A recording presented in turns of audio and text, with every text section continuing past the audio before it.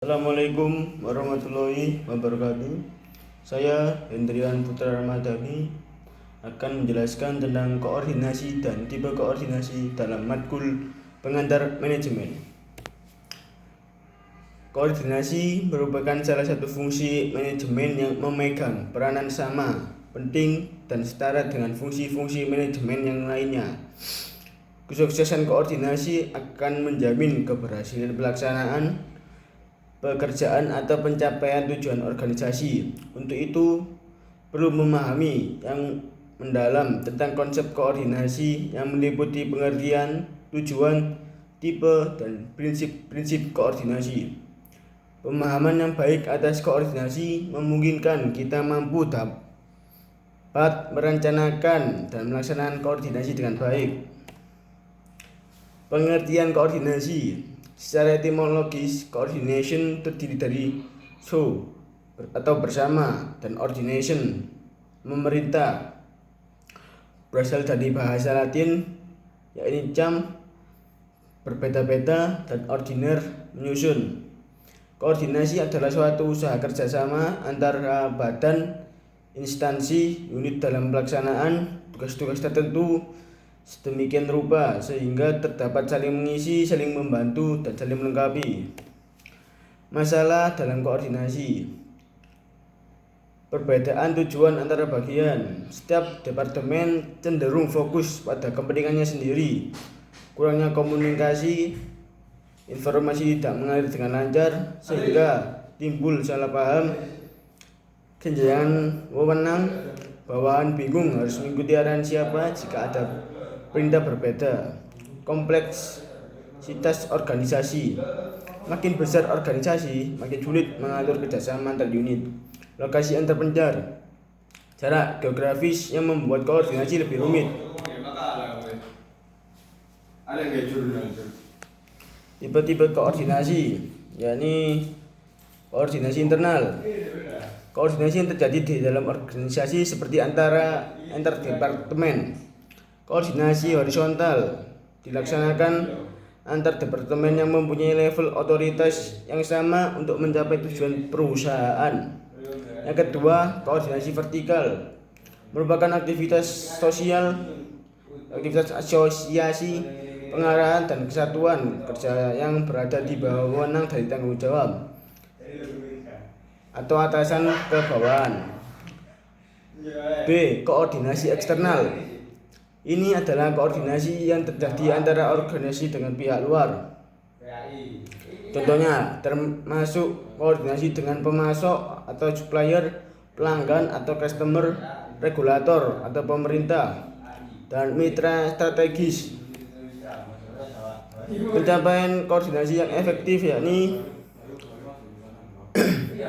kesamaan tujuan dan arah kerja. Semua pihak harus memahami tujuan yang sama sehingga aktivitas yang dilakukan tidak saling bertentangan dan justru saling mendukung.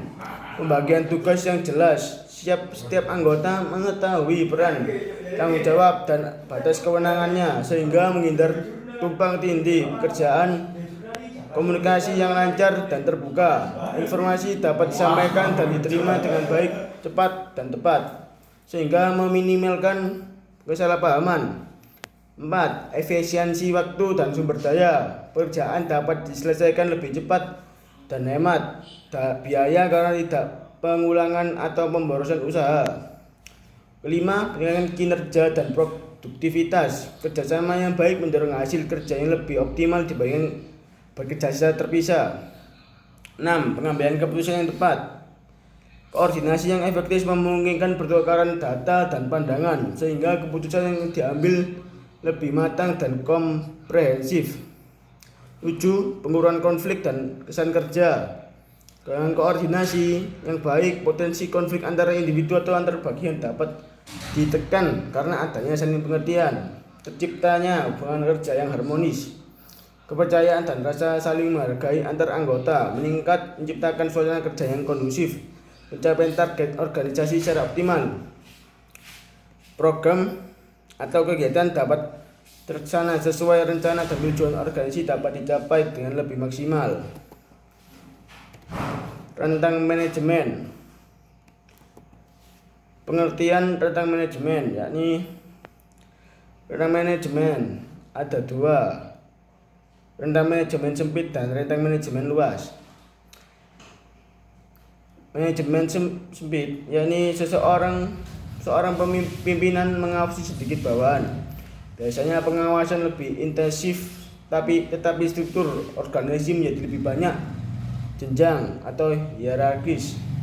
Rentang manajemen yang luas, seorang pemimpin mengawasi banyak bawahan, struktur organisasi lebih datar, komunikasi lebih cepat, tetapi menuntut ilmu manajerial yang tinggi. Tujuan pengaturan rentang manajemen, yang pertama, meningkatkan efektivitas pengawasan, menjaga kelancaran koordinasi dan komunikasi, menyesuaikan beban kerja pimpinan, mendukung pencapaian tujuan organisasi secara optimal. Faktor yang mempengaruhi rentang manajemen, yakni kompleksitas pekerjaan semakin kompleks, rentang manajemen yang semakin sempit. Kesamaan fungsi bawahan, jika bawahan melakukan tugas yang serupa, rentang bisa lebih lebar. Keahlian dan pengalaman karyawan yang ahli dan berpengalaman membutuhkan lebih sedikit supervisi. Teknologi dan sistem mendukung yang baik atau email software dapat memperluas rentang. Gaya manajerial yang hand off atau mendelegasikan kemudian rentang lebih besar. Kesimpulannya, koordinasi merupakan salah satu fungsi sekaligus mekanisme yang ada di dalam suatu organisasi dan menentukan kinerja akan organisasi tersebut. Komunikasi adalah kunci koordinasi yang efektif. Koordinasi dalam suatu tatanan pemerintah atau organisasi apapun sangatlah penting untuk menjalankan sistem yang baik dan efektif. Sekian, terima kasih. Wassalamualaikum warahmatullahi wabarakatuh.